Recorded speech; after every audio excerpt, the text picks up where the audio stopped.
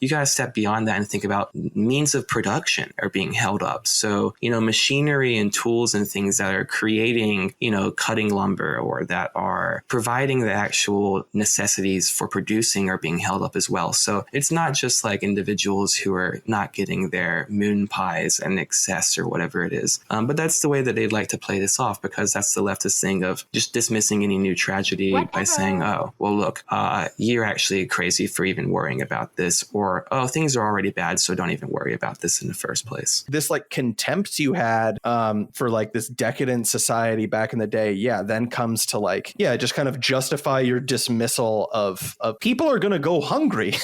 People are going to go hungry. And I want to just like emphasize, like, there is no separate supply line or infrastructure specifically for Twix bars and candy and red beans and rice. Like, it's beyond just simple starving or not, or access to things. It's the inflation that's then incurred because of this type of stuff. Like, prices on foods are going up across the board and across food items for production. So that's causing a ripple effect. And that means that the consumer, the working class individual, the underclass, has to shoulder that cost. It's not the corporations that are going to shoulder that cost. It's the individual. Exactly. Like, inflation on these kinds of goods is a tax on the poorest. Exactly. And that always needs to be thought of. When lockdowns first started, what was the first thing I said on like the third episode or whatever was like, these people are saying, oh, you just want to go to Applebee's. You just want to get your hair cut. And now look back. Does that really make sense? Does anyone really believe that the only issue with lockdowns was fucking haircuts and Applebee's when they fucking destroyed the entire fucking economy and consolidated everything? And this is something I've talked about for the longest, is cost of living increases is a big fucking problem. And,